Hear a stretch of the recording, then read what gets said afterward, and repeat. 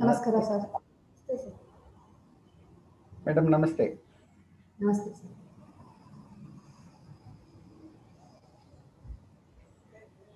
ತಾವು email ಕಳಿಸಿದ್ದೀರಾ madam?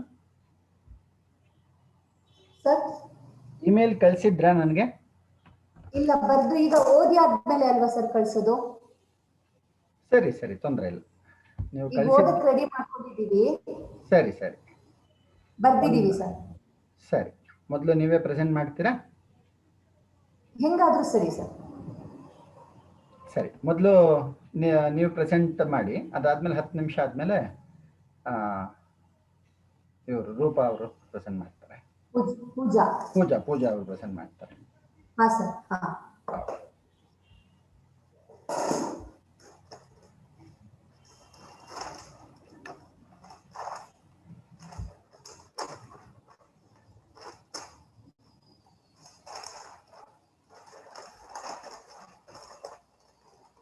ಪ್ರಾರಂಭ ಮಾಡ್ಬೋದಾ sir? Please continue madam, please continue. Okay. ಮಹಾಕಾವ್ಯವು ಶ್ರವ್ಯ ಕಾವ್ಯಗಳ ಒಂದು ಪ್ರಭೇದ. ದಂಡಿಯು ಹೇಳುವಂತೆ ಮಹಾಕಾವ್ಯದ ಆರಂಭದಲ್ಲಿ ಆಶಿ, ನಮಸ್ಕಾರ ಅಥವಾ ವಸ್ತು ನಿರ್ದೇಶವಿರಬೇಕು. ವರ್ಣನೆಯ ಕಥೆ, ಇತಿಹಾಸವನ್ನು, ಸುಪ್ರಸಿದ್ಧ ವೃತ್ತಾಂತವನ್ನು ಆಶ್ರಯಿಸಿರಬೇಕು. ನಾಯಕನು ಚತುರನೂ ಕುಶಲನೂ ಆಗಿರಬೇಕು. ಅದರಲ್ಲಿ ನಗರ, ಸಮುದ್ರ, ಪರ್ವತ, ಋತು, ಸೂರ್ಯೋದಯ, ಉದ್ಯಾನ, ಜಲಕ್ರೀಡೆ, ಮಧುಪಾನ, ಸುರತ, ವಿಪ್ರಲಂಬ, ವಿವಾಹ, ಕುಮಾರೋದಯ, ಮಂತ್ರಾಲೋಚನೆ, ದೂತ ಪ್ರೇಷಣೆ, ದಂಡಯಾತ್ರೆ, ಯುದ್ಧ, ಪ್ರಧಾನ ನಾಯಕನ ವಿಜಯ ಎಂಬುದಾಗಿ 18 ಬಗೆಯ ವರ್ಣನೆಗಳಿರಬೇಕು. ಅದು ಅಲಂಕಾರಯುಕ್ತವಾಗಿ ರಸಭಾವ ನಿರಂತರವಾಗಿರಬೇಕು. ಹೆಚ್ಚು ದೀರ್ಘವಲ್ಲದ ಸರ್ಗಗಳು, ಶ್ರವ್ಯವಾದ ವೃತ್ತಗಳು, ಮುಖ ಪ್ರತಿಮುಖಾದಿ ಸಂಧಿಗಳು ಇರಬೇಕು. ಸರ್ಗದ ಕಡೆಯಲ್ಲಿ ಭಿನ್ನ ವೃತ್ತವಿರಬೇಕು. ಆದರೆ ಭಾಮಹನು ದಂಡಿಯ 18 ವರ್ಣನೆಗಳನ್ನು ಹೇಳದೆ ಮಂತ್ರದೂತ, ಪ್ರಯಾಣಾದೀಜಿ, ನಾಯಿಕಾಭ್ಯುದಯ ಯಶ್ಚಯತ್ ಎಂದು 5 ವರ್ಣನೆಗಳನ್ನು ಪ್ರಸ್ತಾಪಿಸುತ್ತಾನೆ. ಸಾಹಿತ್ಯ ದರ್ಪಣಕಾರನಾದ ವಿಶ್ವನಾಥನು ಮಹಾಕಾವ್ಯದ ಲಕ್ಷಣವನ್ನು ತಮ್ಮ ಇಷ್ಟದಂತೆ ವರ್ಣಿಸಿ ಬೇಟೆಯನ್ನು ವರ್ಣನೀಯ ಕಥೆ ವಸ್ತುಗಳಲ್ಲಿ ಸೇರಿಸಿದ್ದಾನೆ. ಈಶಾನ ಸಂಹಿತೆ ಎಂಬ ಗ್ರಂಥದಲ್ಲಿ ಮಹಾಕಾವ್ಯಗಳು 8ಕ್ಕಿಂತ ಕಮ್ಮಿ ಸರ್ಗಗಳನ್ನು ಹೊಂದಿರದೆ ಕಮ್ಮಿ ಸರ್ಗಗಳನ್ನು 30ಕ್ಕಿಂತ ಹೆಚ್ಚು ಸರ್ಗಗಳನ್ನು ಹೊಂದಿರಬಾರದೆಂದು ತಿಳಿಸುತ್ತದೆ. ಒಟ್ಟಿನಲ್ಲಿ ಒಂದಾನೊಂದು ಅನುಸ್ಯೂತವಾದ ಕಥಾಪ್ರಸಂಗವನ್ನು ಯಥೋಚಿತ ವರ್ಣನೆಗಳಿಂದ ವಿಸ್ತರಿಸುವ ಕಾವ್ಯವನ್ನು ಮಹಾಕಾವ್ಯವೆಂದು ಹೇಳಬಹುದು.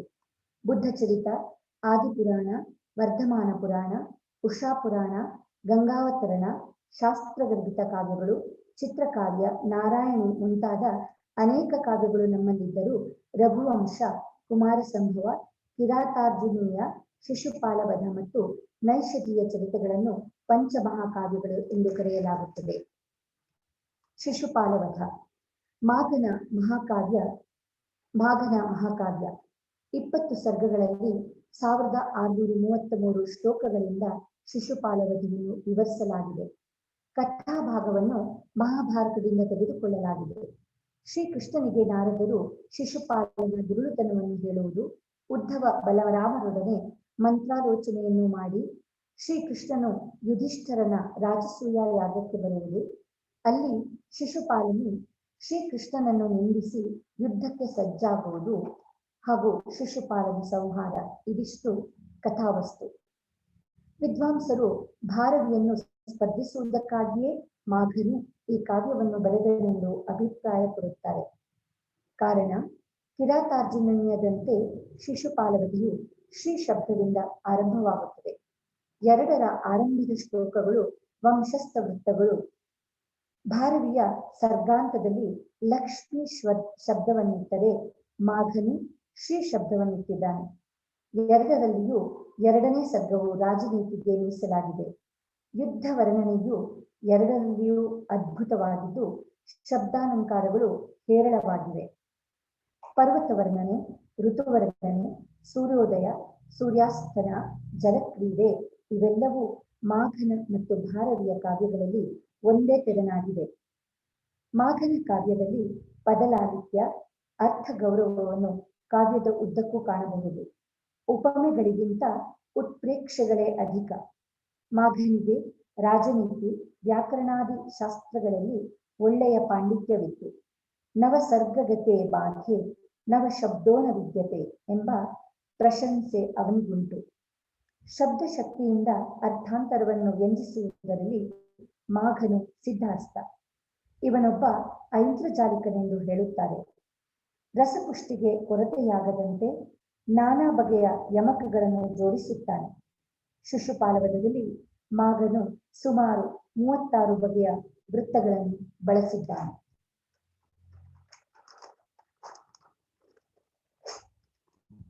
ಎರಡನೆಯ ಮಹಾಕಾವ್ಯ ನೈಷಧೀಯ ಚರಿತ. ಶ್ರೀಹರ್ಷನ ನೈಷಧೀಯ ಚರಿತ ಅಥವಾ ನೈಷಧವು ಪಂಚಮಹಾಕಾವ್ಯಗಳಲ್ಲಿ ಒಂದು.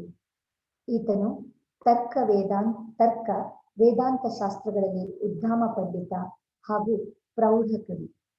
ನೈಷಧೀಯ ಚರಿತ್ರ ಕಾವ್ಯದಲ್ಲಿ ನಿಷಧ ರಾಜ ನಳನಿಗೂ ವಿದರ್ಭ ರಾಜನಾದ ಭೀಮನ ಕುಮಾರಿ ದಮಯಂತಿಗೂ ಸ್ವಯಂವರದ ವಿಧಾನದಿಂದ ನಡೆದ ವಿವಾಹವು ಕಥಾವಸ್ತು. ರಾಜಹಂಸವು ಅವರಿಬ್ಬರ ನಡುವೆ ದೂತನ ಪಾತ್ರವನ್ನು ವಹಿಸುತ್ತದೆ. ಸಾಕ್ಷಾತ್ ಸರಸ್ವತಿಯೇ ಸ್ವಯಂವರಕ್ಕೆ ಆಗಮಿಸಿ ನೆರೆದ ರಾಜರ ಪರಿಚಯವನ್ನು ಮಾಡಿಸುತ್ತಾಳೆ. ಇಂದ್ರ, ಅಗ್ನಿ, ಯಮ, ವರುಣರು ದಮಯಂತಿಯಲ್ಲಿ ಅನುರಕ್ತರಾಗಿ ನಳನ ರೂಪವನ್ನು ಧರಿಸಿ ಕುಳಿತಿರುತ್ತಾರೆ. ಅವರ ಪಕ್ಕದಲ್ಲಿ ನಳನಿರುತ್ತಾನೆ. ಸರಸ್ವತಿ ಜಾಣ್ಮೆಯಿಂದ ಆ ಪಂಚನಳರ ಪರಿಚಯವನ್ನು ದಮಯಂತಿಗೆ ಮಾಡಿಕೊಡುತ್ತಾಳೆ. ಕಡೆಗೆ ಆ ದೇವತೆಗಳ ಅನುಗ್ರಹದಿಂದ ನಿಜವಾದ ನಳನು ಯಾರೆಂದು ದಮಯಂತಿಗೆ ತಿಳಿಯುತ್ತದೆ. ಅವರ ವಿವಾಹವು ನೆರವೇರುತ್ತದೆ. ಇದನ್ನು ತಿಳಿದ ಕಲಿಪುರುಷ ಅಸೂಯೆಯಿಂದ ನಳನನ್ನು ಪೀಡಿಸಲು ಆಗಮಿಸುತ್ತಾನೆ.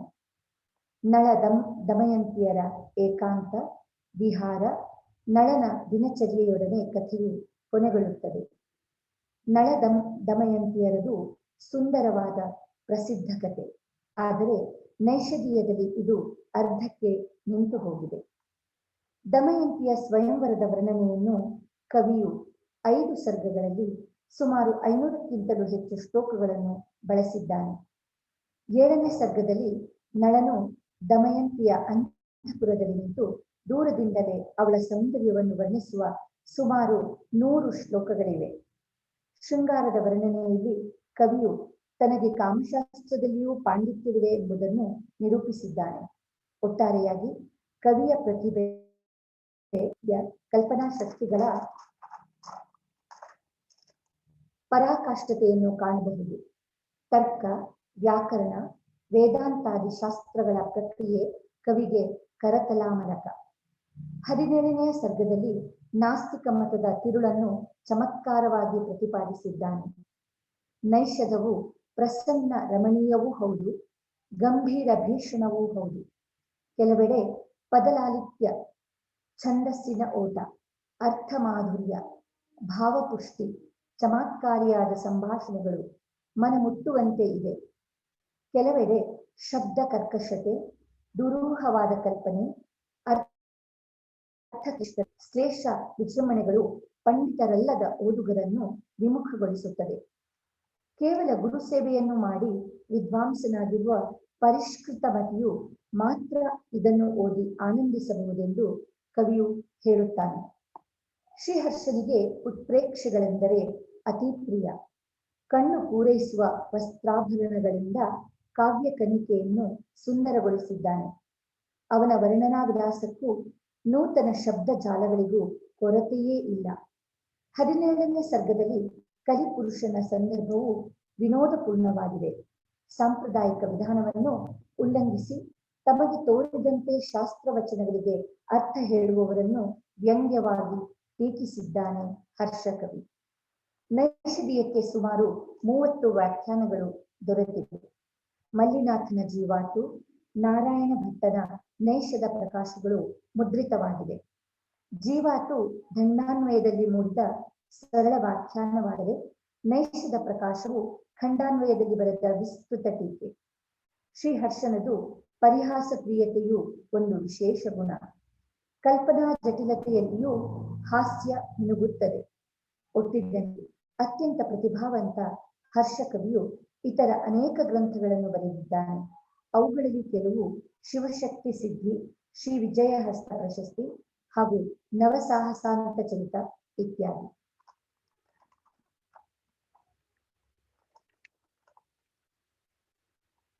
ಆಯ್ತು ಸರ್, ಇಷ್ಟು ಬರ್ದಿದ್ದೀನಿ. ಉತ್ತಮ. Any observations from others? ಬೇರೆಯವರು ಉಳಿದಂತಹ ಶ್ರೋತೃ ವರ್ಗದ ಪ್ರತಿಕ್ರಿಯೆ ಏನಾದರೂ ಇದೆಯಾ?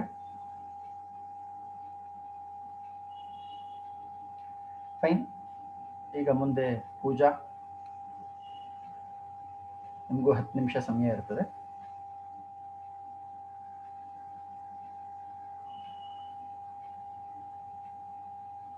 ಎಲ್ಲರಿಗೂ ನಮಸ್ಕಾರ. ನಾನು ಪೂಜಾ ಸುಗಮ್. ನಾನು ಇಂದು 2 ಮಹಾಕಾವ್ಯಗಳ ಬಗ್ಗೆ ಕೆಲವು ವಿಷಯಗಳನ್ನು ಹೇಳಲಿದ್ದೇನೆ. ಮಹಾಕಾವ್ಯವು ಶ್ರವ್ಯ ಕಾವ್ಯಗಳ ಒಂದು ಪ್ರಭೇದ. ಇದನ್ನು ದಂಡಿಯು ಸರ್ಗಬಂಧವೆಂದು ಕರೆಯುತ್ತಾನೆ. ಮಹಾಕಾವ್ಯದಲ್ಲಿ ನಾಯಕನು ಚತುರನೂ ಉದಾರನೂ ಇರಬೇಕು ಎಂದು ದಂಡಿಯು ಹೇಳಿದರೆ, ಭಾಮಹನು ಮಂತ್ರಧೂತ ಪ್ರಯಾಣಾಜಿ ನಾಯಕಾಭ್ಯುದಯ ಯೈಶ್ಚಯತ್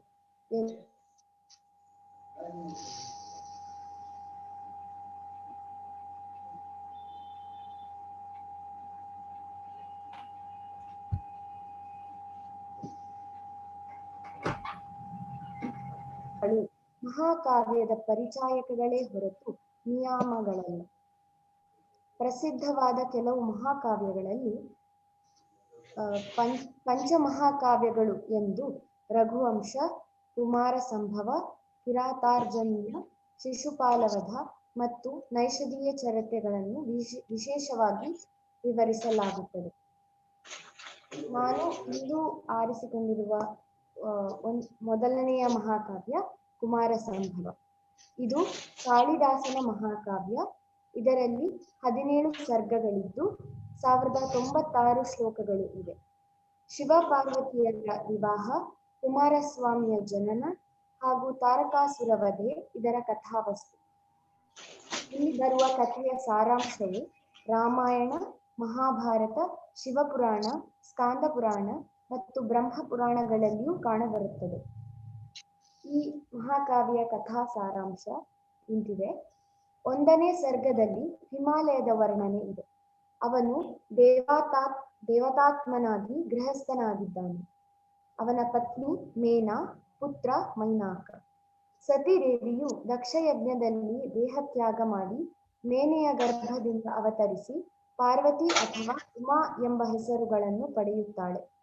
ಮುಂದೆ ಬೆಳೆದು ಯುವತಿಯಾದ ಮೇಲೆ ಶಿವನ ತಪಸ್ಸಿನ ಸ್ಥಳಕ್ಕೆ ಹೋಗಿ ಶಿವನಿಗಾಗಿ ಹೂಗಳನ್ನು ಬಿಡಿಸಿ ನೆಲವನ್ನು ಸಾರಿಸುತ್ತಾ ದರ್ಬೆಗಳನ್ನು ತರುತ್ತಾ ಭಕ್ತಿಯಿಂದ ಈಶ್ವರನನ್ನು ಸೇವಿಸುತ್ತಿರುತ್ತಾಳೆ. 2ನೇ ಸರ್ಗದಲ್ಲಿ ತಾರಕಾಸುರನಿಂದ ಪೀಡಿತರಾದ ದೇವತೆಗಳು ಬ್ರಹ್ಮನ ಮೊರೆ ಹೋಗುತ್ತಾರೆ. ಬ್ರಹ್ಮನು ಪ್ರತ್ಯಕ್ಷನಾಗಿ ಶಿವನಿಂದ ಹುಟ್ಟಿದ ಮಗುವು ತಾರಕನನ್ನು ಸಾಯಿಸುತ್ತಾನೆಂದು ಹೇಳಿ ಅದಕ್ಕಾಗಿ ರತಿ ಮನ್ಮಥರನ್ನು ವಸಂತನೊಂದಿಗೆ ಕರೆದು ಶಿವನ ಮನಸ್ಸನ್ನು ಪಾರ್ವತಿಯತ್ತ ಸೆಳೆಯುವಂತೆ ಮಾಡಲು ತಿಳಿಸುತ್ತಾನೆ. 3ನೇ ಸರ್ಗದಲ್ಲಿ ಮನ್ಮಥ ದಹನದ ನಿರೂಪಣೆ ಇದೆ. 4ನೇ ಸರ್ಗದಲ್ಲಿ ರತಿವಿಲಾಪ, ವಸಂತನಿಂದ ಸಾಂತ್ವನ, ಮನ್ಮಥನ ಮೋಕ್ಷವನ್ನು ವರ್ಣಿಸಲಾಗಿದೆ. 5ನೇ ಸರ್ಗದಲ್ಲಿ ಪಾರ್ವತಿಯ ಕಠೋರ ತಪಸ್ಸು, ಶಿವನು ವಟುವಿನ ರೂಪದಲ್ಲಿ ಬಂದು ಪಾರ್ವತಿಯನ್ನು ಪರೀಕ್ಷಿಸಿಕೊಡುವುದು ಹಾಗೂ ಶಿವನು ತನ್ನ ನಿಜ ಸ್ವರೂಪವನ್ನು ತೋರಿ ಪಾರ್ವತಿಯಲ್ಲಿ ಅನುರಕ್ತನಾಗುವುದನ್ನು ವರ್ಣಿಸಲಾಗಿದೆ. 6ನೇ ಸರ್ಗದಲ್ಲಿ ಪರಮೇಶ್ವರನ ಕೋರಿಕೆಯಂತೆ ಸಪ್ತರ್ಷಿಗಳು ಹಿಮಾಲಯನನ್ನು ಕಂಡು ಶಿವನ ಅಪೇಕ್ಷೆಯನ್ನು ತಿಳಿಸುವುದು, ಪಾಣಿಗ್ರಹಣ ಇದ್ದರೆ 7ನೇ ಸರ್ಗದಲ್ಲಿ ಔಷಧಿ ಪ್ರಸ್ಥಕ್ಕೆ ಈಶ್ವರನು ದಿಬ್ಬಣ ಸಹಿತವಾಗಿ ಆಗಮಿಸುವ ಚಿತ್ರಣವಿದೆ. ಮುಂದೆ ಬ್ರಹ್ಮನ ನೇತೃತ್ವದಲ್ಲಿ ಮದುವೆಯ ಸಂಭ್ರಮ. 8ನೇ ಸರ್ಗದಲ್ಲಿ ಪಾರ್ವತಿ ಪರಮೇಶ್ವರರ ಏಕಾಂತ ವಿರಾಮದ ವರ್ಣನಿದೆ. ಮುಂದಿನ ಸರ್ಗಗಳಲ್ಲಿ ಕುಮಾರಸ್ವಾಮಿಯ ಜನನ, ಬಾಲ್ಯಲೀಲೆ, ತಾರಕನ ವಧೆ ಮುಂತಾದ ವರ್ಣನೆಗಳಿವೆ. ಒಟ್ಟಿನಲ್ಲಿ ಕುಮಾರ ಸಂಭವವು ಮಧುರ ಭಾವನೆಗಳ ಆಕಾರವಾಗಿದೆ. ಇದಕ್ಕೆ ಸರಿದೂಗುವ ಇನ್ನೊಂದು ಲಲಿತ ಮನೋಜ್ಞವಾದ ಕಾವ್ಯವು ದೊರೆಯದು. ಶ್ರೀ ಅರವಿಂದರು ಹೇಳಿದಂತೆ ಕುಮಾರ ಸಂಭವದಲ್ಲಿ ಸ್ಫುಟವಾದ ವರ್ಣನಾ ವಿನ್ಯಾಸದೊಂದಿಗೆ ಇಂದ್ರಿಯಾರ್ಥಗಳ ರಮ್ಯತೆಯು ಮಿಲನಗೊಂಡು ಪೂರ್ಣತೆಯ ಪರಾಕಾಷ್ಠೆಯನ್ನು ಮುಟ್ಟಿದೆ.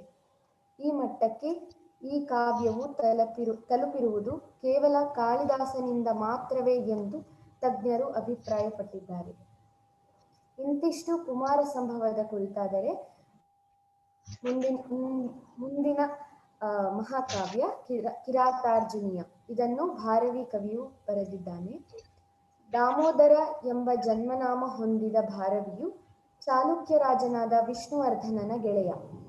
ಭಾರವಿಯು ಕೆಲಕಾಲ ಗಂಗ ದುರ್ವಿನೀತನ ಆಸ್ಥಾನದ ಪಲ್ಲವ ರಾಜನಾದ ಸಿಂಹವಿಷ್ಣುವಿನ ಆಸ್ಥಾನದಲ್ಲಿದ್ದ ಎಂದು ಹೇಳಲಾಗುತ್ತದೆ. ಕಿರಾತಾರ್ಜುನೀಯವು 18 ಸರ್ಗಗಳಿರುವ ಮಹಾಕಾವ್ಯ. ಇದು 1040 ಶ್ಲೋಕಗಳನ್ನು ಒಳಗೊಂಡಿದೆ. ಈ ಮಹಾಕಾವ್ಯದ ಕಥಾ ಸಾರಾಂಶ ಹೀಗಿದೆ. ಅರ್ಜುನನು ಶಿವನನ್ನು ಮೆಚ್ಚಿಸಲು ಇಂದ್ರಕೀಲದಲ್ಲಿ ಘೋರವಾದ ತಪಸ್ಸನ್ನು ಆಚರಿಸುತ್ತಾನೆ. ಪರೀಕ್ಷಾರ್ಥವಾಗಿ ಶಿವನು ಕಿರಾತ ವೇಷಧಾರಿಯಾಗಿ ಬರುತ್ತಾನೆ. ಅವರಿಬ್ಬರ ನಡುವೆ ಘೋರ ಯುದ್ಧವು ನಡೆಯುತ್ತದೆ. ಕಡೆಯಲ್ಲಿ ಪರಮೇಶ್ವರನು ಅರ್ಜುನನಿಗೆ ಪಾಶುಪತಾಸ್ತ್ರವನ್ನು ಅನುಗ್ರಹಿಸುತ್ತಾನೆ. ಮೊದಲ 3 ಸರ್ಗಗಳಲ್ಲಿ ರಾಜನೀತಿಯ ಪ್ರಸ್ತಾಪವಿದೆ. ಪಾಂಡವರು ವನವಾಸದಲ್ಲಿದ್ದ ಸಮಯದಲ್ಲಿ ದೂತನಿಂದ ದುರ್ಯೋಧನನ ಬಗ್ಗೆ ತಿಳಿಯುವುದು, ಪಾಂಡವನ ಮಂತ್ರಾಲೋಚನೆ, ವ್ಯಾಸರ ಆಗಮನ, ಅರ್ಜುನನಿಗೆ ಮಂತ್ರೋಪದೇಶ, ಇಂದ್ರಕೀಲಕ್ಕೆ ಅರ್ಜುನನ ನಿರ್ಗಮನ, ಮುಂದೆ ಯುದ್ಧ, ಈ ರೀತಿ ಕಥೆಯ ಹಂದರವಿದೆ. ಕಿರಾತಾರ್ಜುನೀಯಕ್ಕೆ ಪ್ರಕಾಶವರ್ಷ, ಜೋನರಾಜ, ಏಕನಾಥ, ಧರ್ಮವಿಜಯ, ವಿನಯಸುಂದರ, ನರಹರಿ ಮತ್ತು ಮಲ್ಲಿನಾಥ ಮೊದಲಾದವರು ವ್ಯಾಖ್ಯಾನವನ್ನು ಬರೆದಿದ್ದಾರೆ. ಕಿರಾತಾರ್ಜುನೀಯದಲ್ಲಿ ವೀರರಸವು ಪ್ರಧಾನವಾಗಿದೆ. ಶೃಂಗಾರಾದಿ ರಸಗಳು ಅತಿರೇಕಕ್ಕೆ ಹೋಗದೆ ಗಂಭೀರವಾಗಿ ವರ್ಣಿಸಲಾಗಿದೆ. ವೀರರಸವನ್ನು ವರ್ಣಿಸುವುದರಲ್ಲಿ ಭಾರವಿ ನಿಸ್ಸೀಮ. ಉಪಮಾ ಕಾಳಿದಾಸಸ್ಯ ಎಂಬ ಉಕ್ತಿ ಪ್ರಸಿದ್ಧವಾಗಿದೆಯಾದರೂ ಭಾರವಿಯ ಉಪಮಾನದ ಸೌಂದರ್ಯಕ್ಕೇನೂ ಕಡಿಮೆ ಇಲ್ಲ. ಉದಾಹರಣೆಗೆ, ಪಾರ್ಥನು ಶಿವನ ಮೇಲೆ ವಿವಿಧ ಅಸ್ತ್ರಗಳನ್ನು ಪ್ರಯೋಗಿಸುವಾಗ ಮಳೆಗಾಲದಲ್ಲಿ ಮಳೆ ಸುರಿಸಿ ನೀರಿನಿಂದ ಕೆರೆ ತುಂಬಿಸುವ ಸೂರ್ಯನು ಬೇಸಿಗೆಯಲ್ಲಿ ಅದೇ ನೀರನ್ನು ಹೀರುವಂತೆ ಮುಂದೆ ಪಾಶುಪತಾಸ್ತ್ರವನ್ನು ನೀಡುವ ಶಿವನು ಅರ್ಜುನನ ವಿವಿಧಾಸ್ತ್ರಗಳನ್ನು ಅಪಹರಿಸುತ್ತಾನೆ.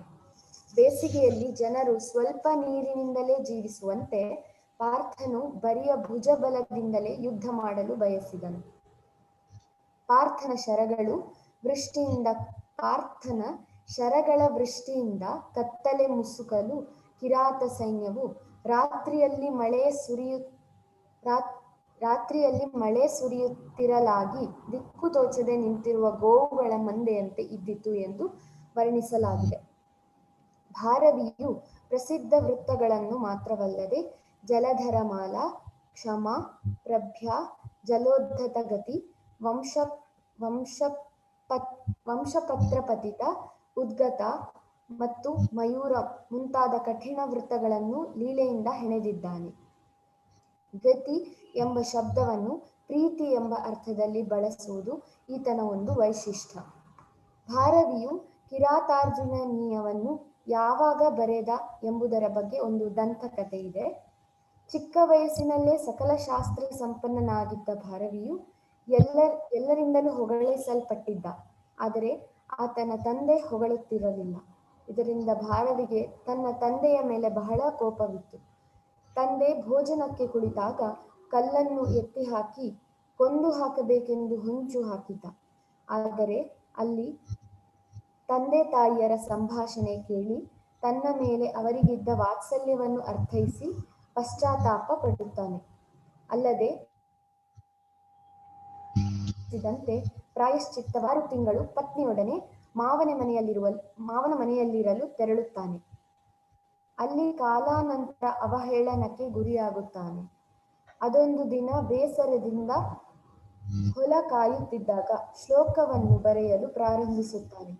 ಈ ರೀತಿ ಭಾರವಿಯು ಕಿರಾತಾರ್ಜುನೀಯವನ್ನು ಬರೆದನೆಂದು ಹೇಳಲಾಗುತ್ತದೆ. Tamam. Any observations from others?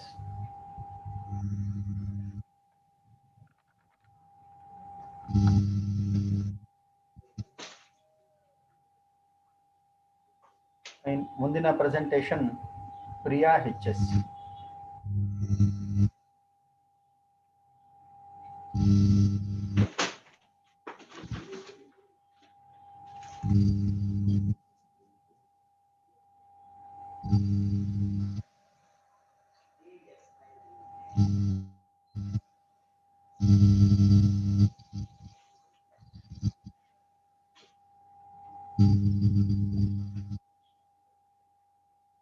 Priya HS ಇದ್ದೀರಾ?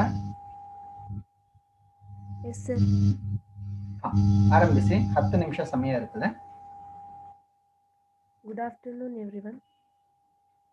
ಕಾಳಿದಾಸನ ಬಗ್ಗೆ ಒಂದು ಕಿರು ಪರಿಚಯ. ವಿಶ್ವ ಸಾಹಿತ್ಯದ ಮಹಾಕವಿ ಕಾಳಿದಾಸ. ಕಾಳಿದಾಸ ಇಡೀ ಭಾರತೀಯ ಸಾಹಿತ್ಯದಲ್ಲಿ ಶ್ರೇಷ್ಠ ಪ್ರತಿಭೆ. ಭಾರತಕ್ಕೆ ಮಾತ್ರವಲ್ಲ, ವಿಶಾಲ ಜಗತ್ತಿಗೆ ಈತ ಚಿರಪರಿಚಿತ. ಇಂಥ ಮಹಾನ್ ವ್ಯಕ್ತಿಯ, ಮಹಾನ್ ಕವಿಯ ಬಗ್ಗೆ ಸಂಸ್ಕೃತ ವಿದ್ವಾಂಸ ಕೆ. ಕೃಷ್ಣಮೂರ್ತಿ ಅವರು ಹೀಗೆ ಬರೆದಿದ್ದಾರೆ. ಸರಸ್ವತಿಯ ಅವತಾರ, ಕವಿ ಕುಲಗುರು, ನಾಟಕ ಸಾಮ್ರಾಜ್ಯದ ಅನಭಿಷಿಕ್ತ ದೊರೆ, ಸಾರ್ವಭೌಮ. ಸಾವಿರಾರು ವರ್ಷಗಳ ಸಂಸ್ಕೃತ ನಾಟಕದ ಇತಿಹಾಸದಲ್ಲೇ ಮುಂದಿನವರು ಕೃತಿಗಳನ್ನು ಇಕ್ಕಿ ಮೆಟ್ಟಿದ ಮಹಾಮತಿ. ವಿಶ್ವ ಸಾಹಿತ್ಯದ ಮಹಾಕವಿ. ಸಾಹಿತ್ಯ ತಾರಾಗಣದಲ್ಲೇ ರಾರಾಜಿಸುವ ಉಜ್ವಲ ನಕ್ಷತ್ರ.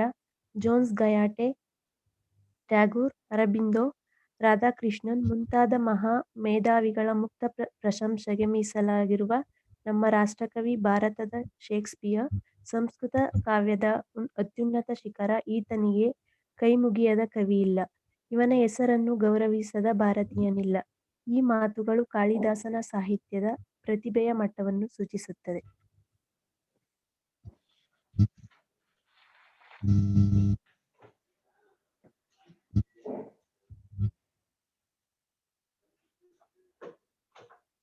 ಮಹಾಕವಿ ಕಾಳಿದಾಸನ ಮಹಾಕೃತಿ ಕುಮಾರ ಸಂಭವವನ್ನು ಕುರಿತು ಜಗತ್ತಿನ ಅನೇಕ ಭಾಷೆಗಳಲ್ಲಿ ಅಸಂಖ್ಯ ಗ್ರಂಥಗಳು, ಲೇಖನಗಳು ಬಂದಿವೆ.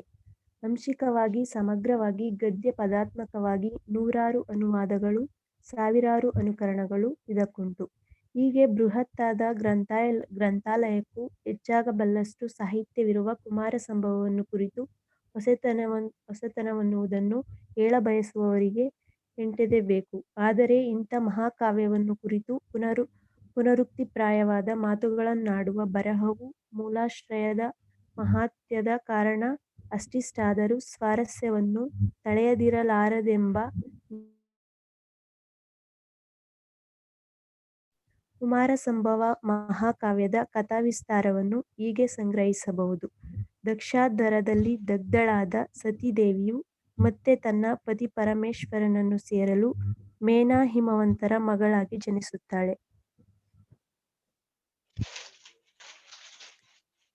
ಲೋಕೋತ್ತರ ಸುಂದರಿಯಾಗಿ, ವಿದ್ಯಾಪ್ರಬುದ್ಧೆಯಾಗಿ ಬೆಳೆಯುತ್ತಾಳೆ.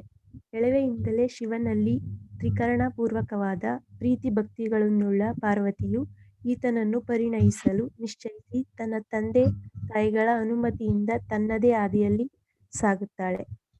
ಸತೀದೇವಿಯನ್ನು ಕಳೆದುಕೊಂಡ ಶಿವನು ವಿರಕ್ತನಾಗಿ ತಪೋನ್ಮುಖನಾಗಿದ್ದಾನೆ. ಇಂಥವನ್ನು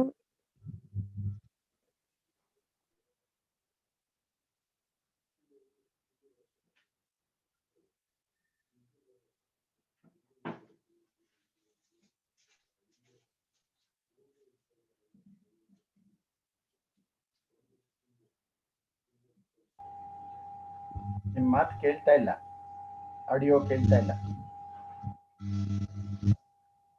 ತಪೋನ್ಮುಖನಾಗಿದ್ದಾನೆ. ಇಂಥವನನ್ನು ಉಮೆಯು ಮತ್ತೆ ಸಂಸಾರಕ್ಕೆ ಸೆಳೆಯಬೇಕಾಗಿದೆ. ಇತ್ತ ಶಿವನು ವೈರಾಗ್ಯವನ್ನು ದುರುಪಯೋಗಪಡಿಸಿಕೊಳ್ಳದ ರಾಕ್ಷಸ ತಾರಕಾಸುರನ ಶಿವಪುತ್ರನಿಂದಲೇ ತನಗೆ ಮತ್ತಾರಿಂದಲೂ ಬರದೆಂದು ಬ್ರಹ್ಮನಿಂದ ವರವನ್ನು ಲೋಕೋಕೊಂಟಕನಾಗಿದ್ದಾನೆ. ಇದರಿಂದ ನೊಂದು ನಿಸ್ಸಹಾಯರಾದ ದೇವತೆಗಳು, ಋಷಿಗಳು, ಜಗದ್ದಿತ್ತ ಚಿಂತಕರು ಆದವರೆಲ್ಲ ಬ್ರಹ್ಮನನ್ನು ಪರಿಹಾರಕ್ಕಾಗಿ ಬೇಡಿದ್ದಾರೆ. ವಿಧಾತನು ತಪೋನ್ಮಗ್ನನಾದ ಶಿವನನ್ನು ಬಹಿರ್ಮುಖವನ್ನಾಗಿಸಿ ಪಾರ್ವತಿಯೊಡನೆ ಒಂದಾಗಿಸುವುದೊಂದೇ ತರುಣೋಪಾಯವೆಂದು ಸೂಚಿಸಿದ್ದಾನೆ. ಇದನ್ನರಿತು ಅತ್ಯುತ್ಸಾಹದಿಂದ ದೇವೇಂದ್ರನು ಅಚಿರದಲ್ಲಿಯೇ ಶಿವನು ಗೌರಿಯಲ್ಲಿ ಆಸಕ್ತನಾಗುವಂತೆ ಮಾಡಲು ಬಯಕೆಯ ದೇವತೆಯು ಕಾಮನನ್ನು ಪ್ರೇಮಿಸಿ ನಿಯೋಜಿಸಿದ್ದಾನೆ.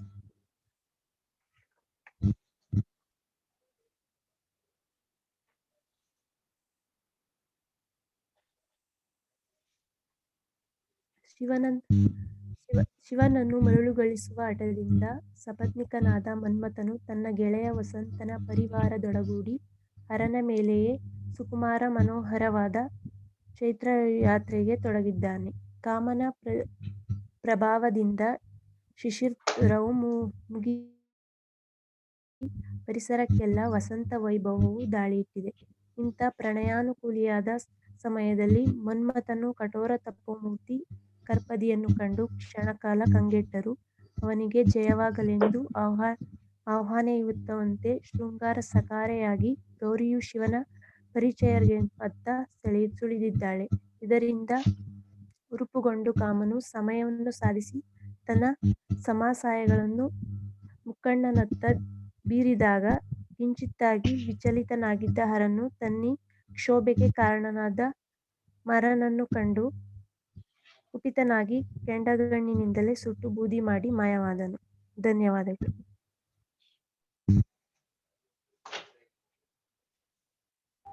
ಉತ್ತಮ. ಇವರ ಪ್ರೆಸೆಂಟೇಷನ್ ಬಗ್ಗೆ ಅಭಿಪ್ರಾಯ ಇದೆಯಾ?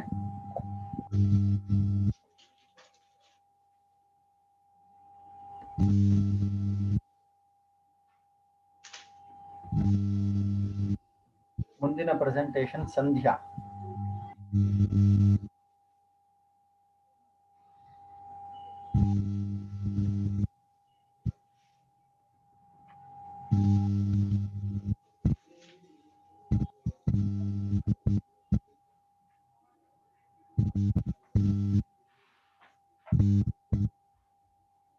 ಸಂಧ್ಯಾ ಇದ್ದೀರಾ? ಸರ್ ಇದ್ದೀನಿ. 10 ನಿಮಿಷ ಸಮಯ ಇರ್ತದೆ. Please continue.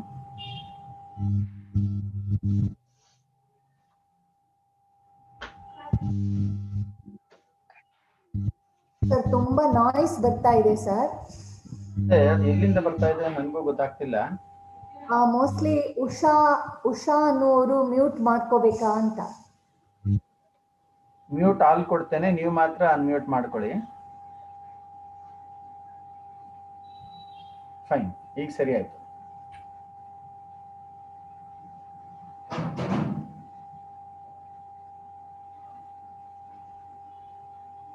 ಸರ್ ಸ್ಟಾರ್ಟ್ ಮಾಡ್ಲಾ? ಪ್ಲೀಸ್. Good afternoon everyone. ಇವತ್ತಿನ ವಿಷಯ ಕಾಳಿದಾಸನ ಕೃತಿಗಳು. ಸಂಸ್ಕೃತದ ಸಾಹಿತ್ಯದಲ್ಲಿ ಮಹೋತ್ತಮನೆಂದು ಹೆಸರು ಪಡೆದ ಮೊಟ್ಟ ಮೊದಲಿಗ ಅಶ್ವಘೋಷ. ಅಶ್ವಘೋಷನ ನಂತರ ಸಂಸ್ಕೃತದ ಇನ್ನೊಬ್ಬ ಶ್ರೇಷ್ಠ ಕವಿ ಎಂದು ಸಾಹಿತ್ಯ ವಲಯದಲ್ಲಿ ಹೆಸರು ಪಡೆದವನೇ ಕಾಳಿದಾಸ. ಭಾರತದ ಒಬ್ಬ ಮಹಾಕವಿ, ಕವಿಕುಲಗುರು ಎಂದು ಗುರುತಿಸಿಕೊಂಡಿರುವ ಕಾಳಿದಾಸನು ಸಂಸ್ಕೃತದ ಭಾಷೆಯಲ್ಲಿ ಕಾವ್ಯಗಳನ್ನು, ನಾಟಕಗಳನ್ನು ರಚಿಸಿದ್ದಾನೆ. ಕವಿಯ ಜನ್ಮಸ್ಥಳ, ಕಾಲದ ಬಗ್ಗೆ ಯಾವುದೇ ಖಚಿತವಾದ ಮಾಹಿತಿ ಇಲ್ಲ. ಇದರ ಬಗ್ಗೆ ಅನೇಕ ದಂತಕಥೆಗಳು ಇವೆ. ಕಾಳಿದಾಸನ ಕುರಿತು ಮೊಟ್ಟ ಮೊದಲ ಉಲ್ಲೇಖ ಕ್ರಿಸ್ತಶಕ 934 ಶಿಲಾಲೇಖವೊಂದರಲ್ಲಿ ಸಿಕ್ಕಿತ್ತು. ಕರ್ನಾಟಕದ ಐಹೊಳೆಯಲ್ಲಿ ಈ ಶಿಲಾಲೇಖ ದೊರೆತಿದೆ. ಕ್ರಿಸ್ತಪೂರ್ವ 1ನೇ ಶತಮಾನದಲ್ಲಿ ಈತ ಇದ್ದನು ಎಂದು ಕೆಲವರು ಅಭಿಪ್ರಾಯಪಟ್ಟರೆ, ಇನ್ನು ಕೆಲವು ವಿದ್ವಾಂಸರು 9ನೇ ಶತಮಾನದಲ್ಲಿ ಉಜ್ಜಯಿನಿಯ ರಾಜ ವಿಕ್ರಮಾದಿತ್ಯನ ಆಸ್ಥಾನದಲ್ಲಿ ಕಾಳಿದಾಸ ಇದ್ದನು ಎಂದು ಹೇಳುತ್ತಾರೆ. ಕಾಳಿದಾಸನು ರಚಿಸಿರುವ 7 ಕೃತಿಗಳಲ್ಲಿ 2 ಮಹಾಕಾವ್ಯ, 2 ಖಂಡಕಾವ್ಯಗಳಿದಾವೆ, 3 ನಾಟಕಗಳಿದೆ. ಮಹಾಕಾವ್ಯ ರಘುವಂಶಂ. ಪುರಾಣ ಲೋಕದಲ್ಲಿ ವಿರಾಜಮಾನವಾಗಿರುವ ರಘುವಂಶದ ಚರಿತ್ರೆಯನ್ನು ವಿವರಿಸುವ ಮಹಾಕಾವ್ಯವೇ ರಘುವಂಶಂ. 19 ಅಧ್ಯಾಯಗಳ ಈ ಕಾವ್ಯಗಳಲ್ಲಿ ಕಾವ್ಯದಲ್ಲಿ ದಿಲೀಪ ರಾಜನಿಂದ ಆರಂಭವಾಗಿ ಇವನ ಮಗ ರಘು, ರಘುವಿನ ಮಗ ಅಜ, ಅಜನ ಮಗ ದಶರಥ, ದಶರಥನ ಮಗ ರಾಮ ಹಾಗೂ ರಾಮನ ಮಗ ಕುಶನ ಚರಿತ್ರೆಯನ್ನು ದೀರ್ಘವಾಗಿ ವಿವರಿಸಲಾಗಿದೆ. ಕುಶನಿಂದ ಮುಂದಿನ ವಂಶಾವಳಿಯನ್ನು ಸಂಕ್ಷಿಪ್ತವಾಗಿ ಸೂಚಿಸಿ ಅಗ್ನಿವರ್ಣನ ಕಥೆಯೊಂದಿಗೆ ಕಾವ್ಯ ಮುಕ್ತಾಯವಾಗುತ್ತದೆ. ಕಾಳಿದಾಸ ಆರಿಸಿಕೊಂಡಿರುವ ಅರಸರೆಲ್ಲರೂ ಆದರ್ಶಗಳೆನಿಸಿರುವವರೇ. ಇಲ್ಲಿ ಬರುವ ದಿಲೀಪ ಆದರ್ಶ ರಾಜ, ಗುರು ಭಕ್ತ, ಶಸ್ತ್ರ ವಿಧಿಗಳನ್ನು ಆಚರಿಸುವುದರಲ್ಲಿ ಬಹಳ ಆಸಕ್ತಿಯುಳ್ಳವ, ಗುರುವಿನ ಆಜ್ಞೆಗೆ ಅಡ್ಡಿ ಬರುವುದಾದರೆ ತನ್ನ ಜೀವನವನ್ನೇ ಅರ್ಪಿಸುವಷ್ಟು ನಿಷ್ಠೆಯುಳ್ಳವ. ರಘು ಅಪ್ರತಿಮ ವೀರ, ಬೇಡಿದ್ದರ ಬಯಕೆ ಇವನೆಂದು ಬಿರುದು ಹೊತ್ತ ಮಹಾಪುರುಷ. ಅಜ ಸತಿ ಇಲ್ಲದಿದ್ದರೂ ಪತಿ ನಿರ್ಜೀವ ಎಂದು ನಂಬಿದ ಆದರ್ಶ ಪ್ರೇಮಿ. ದಶರಥ ಅಪಾರ ಪುತ್ರ ಪ್ರೇಮಿ. ರಾಮ ಅನಂತ ಗುಣನಿಧಿ, ಧರ್ಮ ಪರಿಪಾಲಕನಾಗಿ ಎಲ್ಲವನ್ನು ತ್ಯಜಿಸಬಲ್ಲವ, ಏಕಪತ್ನಿ ವ್ರತಸ್ಥ. ಇಂಥ ಅನೇಕ ಆದರ್ಶಗಳನ್ನು ಬಿಂಬಿಸುವ ಕಾವ್ಯ ಈ ರಘುವಂಶ. ಕುಮಾರ ಸಂಭವಂ. ಕಾಳಿದಾಸನಿಗೆ ಸಂಸ್ಕೃತ ಮಹಾಕವಿ ಎಂದು ಪರಂಪರೆಯಲ್ಲಿ ಸ್ಥಾನ ಗಳಿಸಿಕೊಟ್ಟ ಮಹಾಕಾವ್ಯ ಕುಮಾರ ಸಂಭವಂ. ಪ್ರಸ್ತುತ ಕಾವ್ಯದ ಕಥೆ ತಾರಕಾಸುರನ ವಧೆ. ಇದಕ್ಕಾಗಿ ಕಾರ್ತಿಕೇಯ ಜನಿಸಿದುದಕ್ಕೆ ಸಂಬಂಧಿಸಿದೆ. ತಾರಕಾಸುರನೆಂಬ ರಾಕ್ಷಸ ಬ್ರಹ್ಮನ ವರಗಳಿಂದ ಕೊಬ್ಬಿ ಇಂದ್ರಾದಿ ದೇವತೆಗಳಿಗೆ ಹಿಂಸೆ ಕೊಡುತ್ತಿದ್ದ. ದೇವತೆಗಳ ಶಕ್ತಿಯೆಲ್ಲ ತಾರಕಾಸುರನ ಮುಂದೆ ಹುಡುಗಿದ್ದವು. ಆಗ ದೇವತೆಗಳೆಲ್ಲ ಬೃಹಸ್ಪತಿಯ ನೇತೃತ್ವದಲ್ಲಿ ಬ್ರಹ್ಮನ ಬಳಿಗೆ ಬಂದು ಗೋಳಿಡುತ್ತಾರೆ.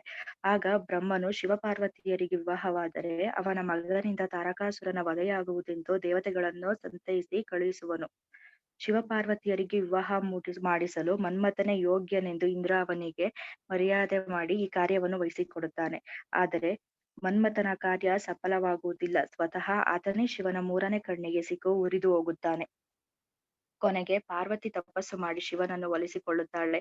ಅನಂತರ ಶಿವಪಾರ್ವತಿಯರ ವಿವಾಹ ಹಾಗೂ ಶೃಂಗಾರದ ವಿವರಗಳಲ್ಲಿ ಇಲ್ಲಿಗೆ ಮುಕ್ತಾಯ. ಭಾರತೀಯ ಸಂಸ್ಕೃತಿಯ ತಿರುಳಾದ ಪುರುಷಾರ್ಥಗಳ ಉಜ್ವಲ ಸಮನ್ವಯ, ದೃಷ್ಟಿ, ಸಂವಾದಗಳಲ್ಲಿ ತಿಳಿ ಹಾಸ್ಯ, ತಪ್ಪದೆ ನಾಟಕೀಯತೆ ಮೊದಲಾದ ಉತ್ತಮ ಸಾಹಿತ್ಯಿಕ ಸಾಂಸ್ಕೃತಿಕ ಗುಣಗಳನ್ನು ಹೊಂದಿರುವ ಕುಮಾರ ಸಂಭವ ಕಾಳಿದಾಸನ ಶ್ರೇಷ್ಠ ಕೃತಿಗಳಲ್ಲಿ ಒಂದಾಗಿದೆ. ಖಂಡಕಾವ್ಯಗಳು. ಮೇಘದೂತಂ. ಹೆಂಡತಿಯನ್ನು ಕಳೆದುಕೊಂಡು ವಿರಹಿಯಾದ ಯಕ್ಷನೊಬ್ಬನ ಮನಸ್ಥಿತಿಯನ್ನು ಚಿತ್ರಿಸಿರುವ ಖಂಡಕಾವ್ಯ. ಇದರಲ್ಲಿ ಪೂರ್ವ ಮೇಘ ಮತ್ತು ಉತ್ತರ ಮೇಘವೆಂದು 2 ಭಾಗಗಳಿವೆ. ಈ ಕಾವ್ಯದಲ್ಲಿ 115 ಶ್ಲೋಕಗಳಿವೆ. ತಾನು ಮಾಡಿದ ಒಂದು ತಪ್ಪಿಗಾಗಿ ನೀನು ನಿನ್ನ ಹೆಂಡತಿಯಿಂದ 1 ವರ್ಷದವರೆಗೆ ದೂರದಲ್ಲಿರು ಎಂದು ಕುಬೇರನ ಶಾಪಕ್ಕೆ ಗುರಿಯಾದ ಯಕ್ಷನೊಬ್ಬನು ವಿಂಧ್ಯಾಪರ್ವತದ ರಾಮಗಿರಿಯ ಆಶ್ರಮ ಪ್ರದೇಶದಲ್ಲಿ ವಿರಹ ದುಃಖಿಯಾಗಿ ಕಾಲ ಕಳೆಯುತ್ತಿದ್ದ.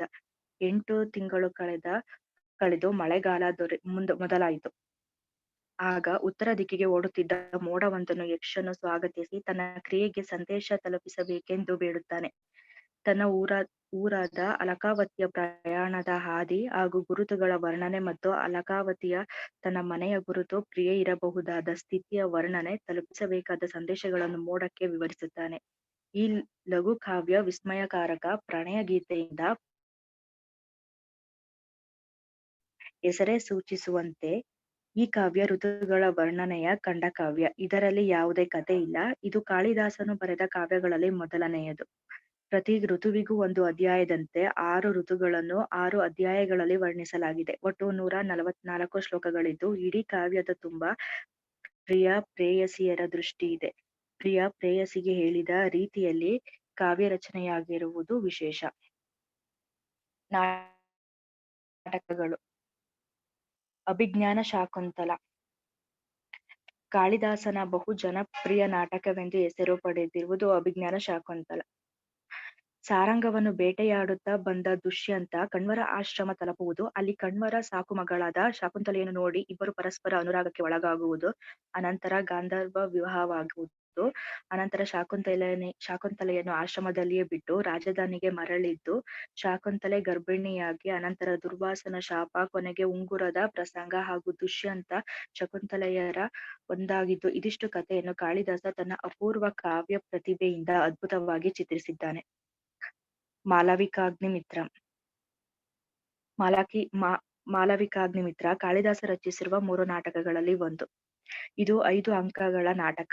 ಅರಮನೆಯೊಂದರಲ್ಲಿ ನಡೆದ ಪ್ರಣಯ ವೃತ್ತಾಂತ ಇದರ ವಸ್ತು. ಅಗ್ನಿಮಿತ್ರನೆಂಬ ದೊರೆ ಮಾಲವಿಕ ಎಂಬ ರಾಜಪುತ್ರಿಯನ್ನು ಕಂಡು ಮೋಹಿಸಿ ಅವಳನ್ನು ವಿವಾಹವಾದುದು ಇಲ್ಲಿನ ಮುಖ್ಯ ಕಥೆ.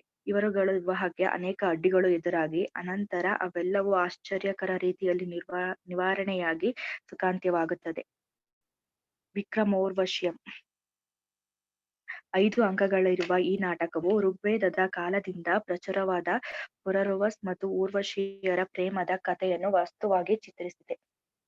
ಈ ಪುರರವ ಊರ್ವಶಿಯರ ಕಥೆ ಪದ್ಮ ಪುರಾಣ, ಭಾಗವತ, ಕಥಾ ಸರಿತ್ಸಾಗರ ಮತ್ತು ಬೃಹತ್ ಕಥೆಗಳಲ್ಲಿ ಬರುತ್ತದೆ. ಈ ಕಥೆಯನ್ನು ತನ್ನ ಅನುಕೂಲಕ್ಕೆ ಬಳಸಿಕೊಂಡಿದ್ದಾನೆ.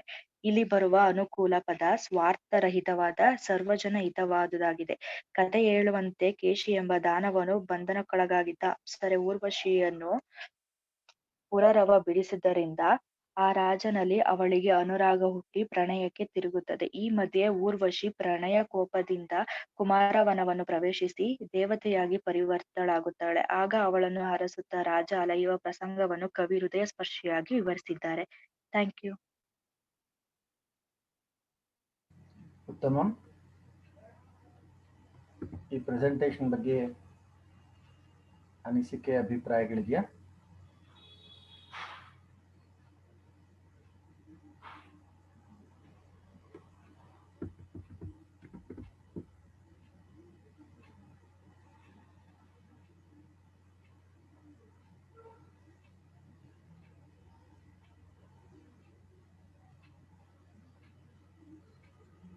ಫೈನ್. ಈಗ ಮುಂದಿನ ಪ್ರೆಸೆಂಟೇಷನ್ ತೇಜಸ್ವಿನಿ ಇದ್ದಾರಾ?